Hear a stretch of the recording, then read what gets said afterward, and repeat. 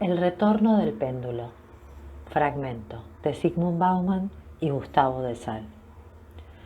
La idea de que la vida psíquica se haya regida por el principio del placer fue una de las primeras hipótesis de Freud, aparecida incluso en una época en la que aún no había fundado el método analítico. En su célebre texto Proyecto de una psicología para neurólogos, Freud insinúa ya la elección decisiva hacia el descubrimiento del inconsciente. Más allá de su tradición científica y de su deseo explícito de hacer del psicoanálisis una ciencia, Freud escogió la poesía, se decidió por las palabras en lugar de las neuronas. Sus reflexiones brindan la oportunidad de formular unas breves precisiones acerca del principio del placer, cuya engañosa evidencia oscurece la profunda complejidad que contiene.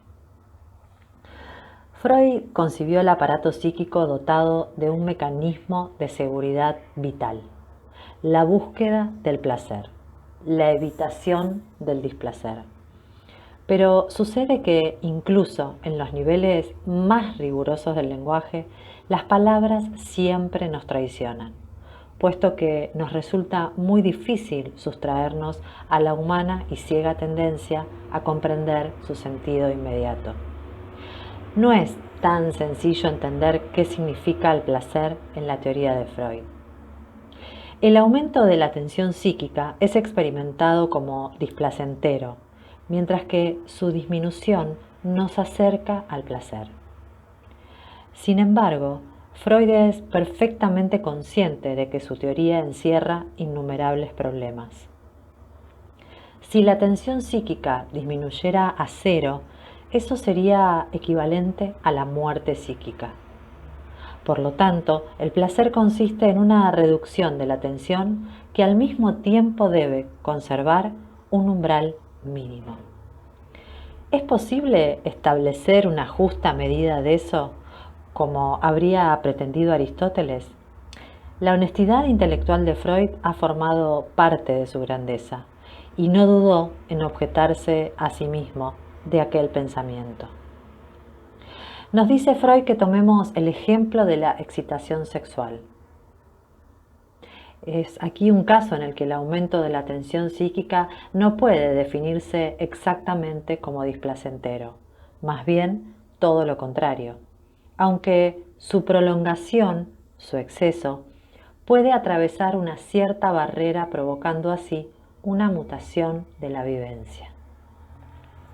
Definir ese umbral, admitir que no constituye una medida universalizable, no son cuestiones que puedan abordarse a la ligera.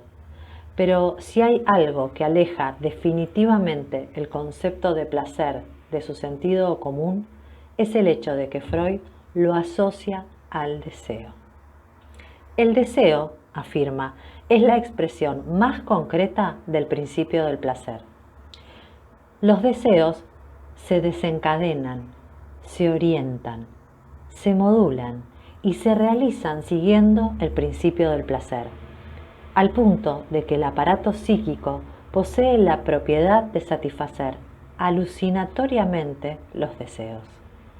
Lógicamente, esta capacidad alucinatoria nos convierte en las criaturas menos adaptadas para la supervivencia, dado que la misma exige una relación coordinada con el objeto que sirve a las necesidades de la vida. El deseo, que Freud insiste en subordinar al principio del placer, nos introduce de lleno en una paradoja. Si acaso fuese aquello que nos pondría la felicidad al alcance de la mano, ¿por qué motivo el deseo es algo tan perturbador? Una larva que anida en el inconsciente y a la que nadie, salvo excepciones, se atrevería a mirar de frente.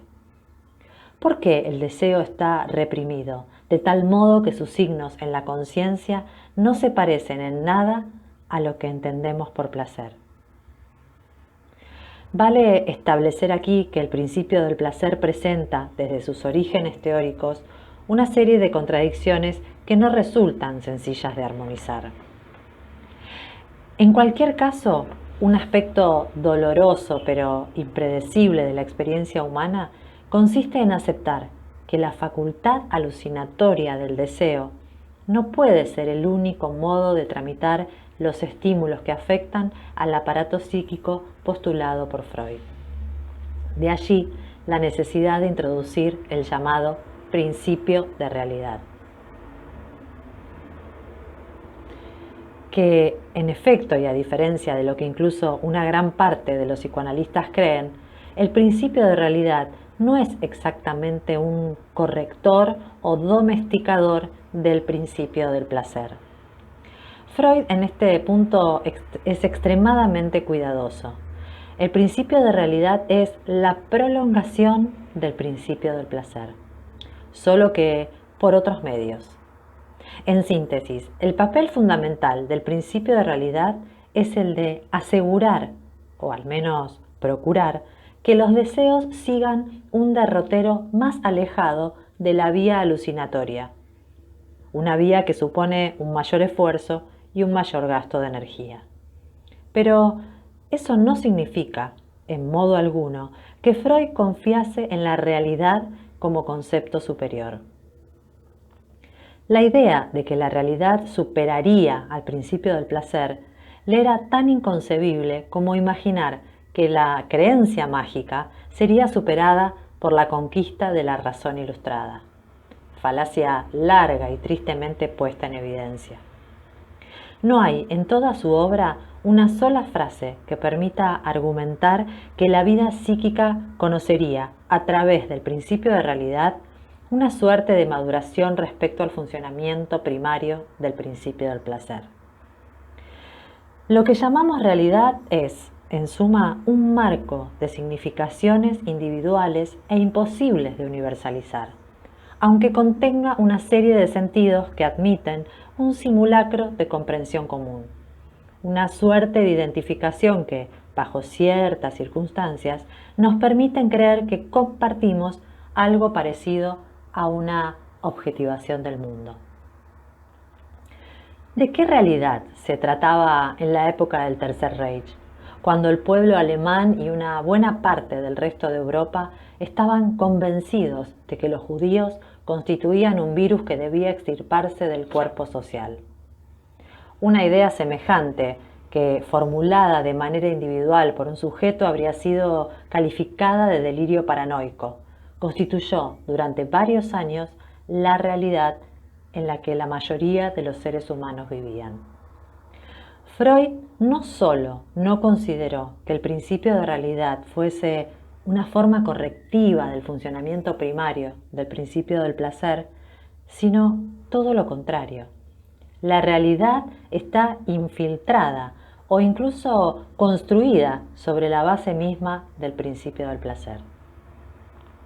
De tal modo que un psicoanálisis, al menos el psicoanálisis que él inventó, no consiste en educar al paciente en el reconocimiento de que la realidad posee un estatuto más elevado, una suerte de maduración mental por encima de los deseos primarios.